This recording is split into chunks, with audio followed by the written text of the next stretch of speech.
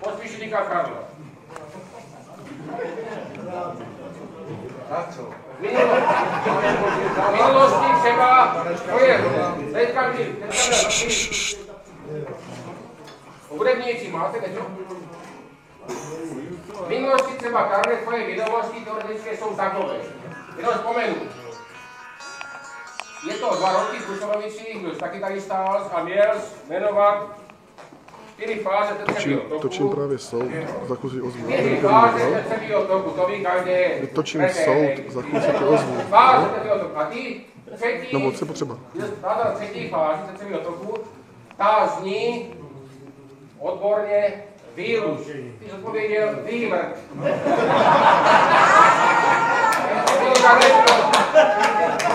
Ano. Prostě ve třetím toku se předvádí klid, Karle si obžaloval. Nejsi tady jako soudce. Řekl jsi výmrt. Takže ráno, Karle, totální chaos, co se týká přípravy honu v podobě nenachystané vlečky na hon. Kuliční včera do 12:30 totiž šlo ve Všeturách. Na to se doslova s opoštěným jázem budu teďka mluvit, dost prostě vysrál prostě na celé jeho prostě. Neměl taky starý na vlice, jak jsou ty železní tyčky prostě na zajíčce. Tak klid, od toho je tady. Nenakýskal nic, zachránilo tě položený flint na střelbách našich Bruselovic. Dále, ráno čekal jsem na tebe, jak jsi tam poslouchal ty kačový výšplechy, my jsme seděli a měli teďka trobí, hore v na trobení a už jsme byli fakt dost promrzlí, stáli jsme tam a udělal ještě kamaráda. Co řekl, pamatuješ si? My jsme říkali po trobě a ty říkal, ještě ne, kurva, mám tu kamaráda. Takže zase slovo kurva, takhle, tak vítáš kamaráda, kurva, mám tady kamaráda, kurva. Ne, tak se nemluví. Víš, ty řidiči kurva je furt. Ne, já by se to nelíbí. Dále po druhém kole, po druhé řeči, leželi zajíci položení na zemi, byli položeni správně, na pravém boku a tak dále, 10 a tak dále. Co řekl? Měl jste pomocníky a chtěl jsi dávat ty zajíce na tu vlečku. Doslova řekl, cituji. Jsou už vyřčani? Doslova. Nezlobte se na mě.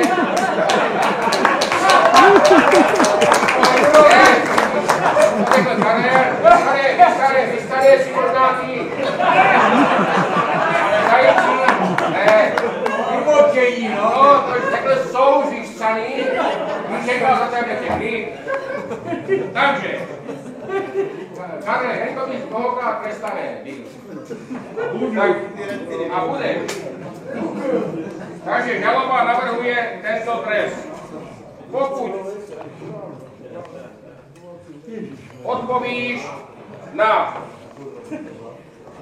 3 otázky, co ti dám, správně, neplatíš nic, pokud se spleteš jednou, tak už dvakrát se spleteš, tak platíš 4 fernetivý návrh žaloby. Otázky pokládám. Nalejte to.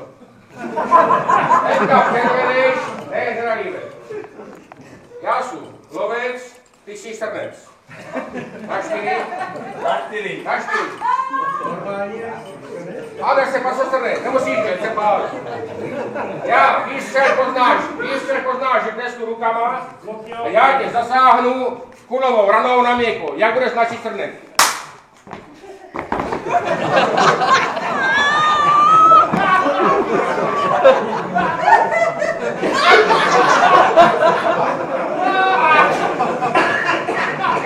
Jak myslíš si jste ví, srnec značí po zásahu na měko nahrbením, nepadá na zem a pomalu odchází. Já jsem střední srdce, které jsem trefil na měko. Až váží senát. Podle mě to bylo špatně. Jak to bylo? Špatně. Tak na to ukáže Jura. Ne!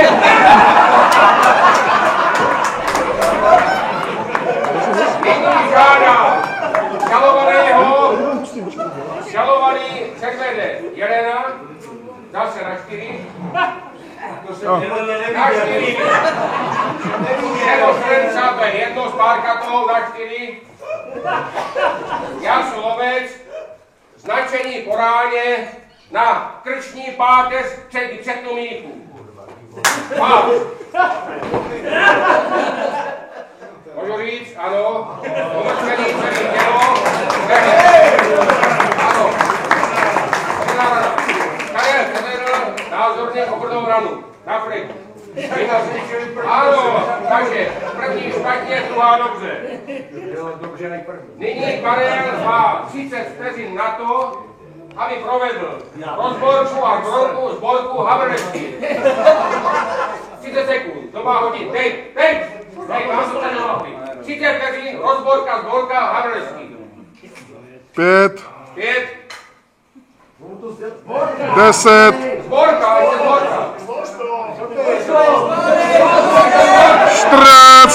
14, 20, Sborka, 20. Konec.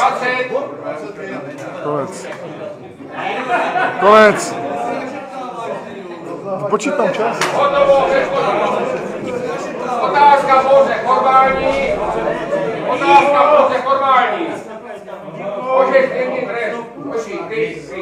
Můžeš mírný trest. Zatím 2 špatně, 1 dobře. Dám ti teďka budu jmenovat ocasí zvěře. Jako prostě ocasí, jako prostě... Budu jmenovat A, B, C. Budeme jmenovat jenom v jedné, ten Až, no Bčko, nebo Ččku bude všech těch 5 ocasů jmenovaných myslivecky správně. Takže, když říkám pojmy. Prut, oháňka, pírko, kelka, štětec. Za B, tatrč, lira, klín, pírko, penis. Zopakuju to ještě jednou. A za C, lízák, kladielko, pírko, kelka, prut. V těchto 5 pojmech je prostě jenom v jedné otázce A, B, C, je všech 5 ocasů správně. Takže ven prýt, neříkejte A, B, C, to je kadlovavý. Znovu říkám, prut, oháňka, pírko, kelka, štětec, za B. Je tam někde něco jiného než oháňka nebo ocas. Tatrč, lira, klín, pírko, penis, a nebo za C je lízák, kladielko, pírko, kelka, prut. Řekni, co je správně, A, B nebo C. Klid. Já dám B. Je to špatně. Jmenoval jsem, je to A. 5 ocasů je prut, je to ocas. Oháňka, ocas. Pírko, ocas, kelka, ocas, je to ocas. Takže každý ze 4 viděl pouze jednu. Dobrý den. Takže žaloba navrhuje trest 4 fernety, pardon. 4 fernety a až to zaplatíš, tak začneš solo písničku, kterou ti řeknu, a druhou sloku zahrají naši kamarádi na trubky. Takže teďka Karel zaplatí podle žaloby 4 fernety a poté si dáme písničku do lesička načekanou, ty zpíváš první slovo, a potom se přidáme všichni, včetně našich muzikantů. Perfektně. Ale teďka teda dáváš to obhájci klid, obhájce a vedení soudu.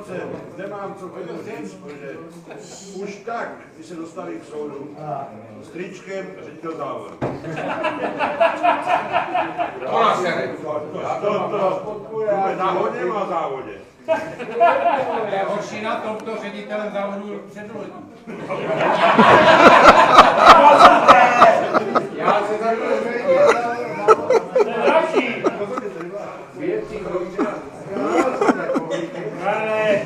já na vás slovo ještě tady veřejný hodná. Já tady ho dívám. Prýt. On si na ty závar nemůže vidět. To nejde o nějaké stupidní nápady, že? Ale co ví, jak se chováš?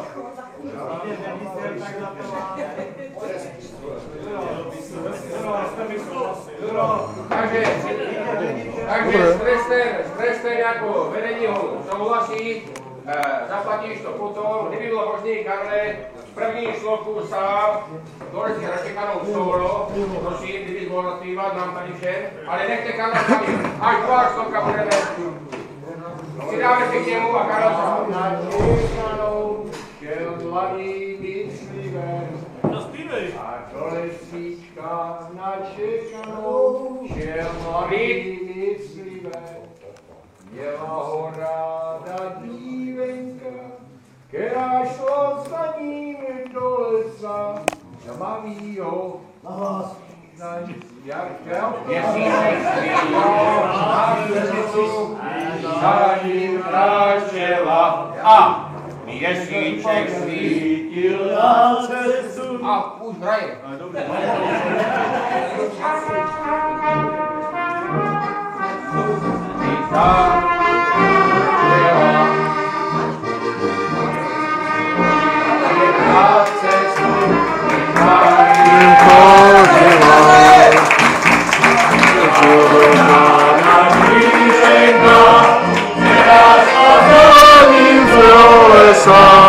Načeval cestu, za ním na těla.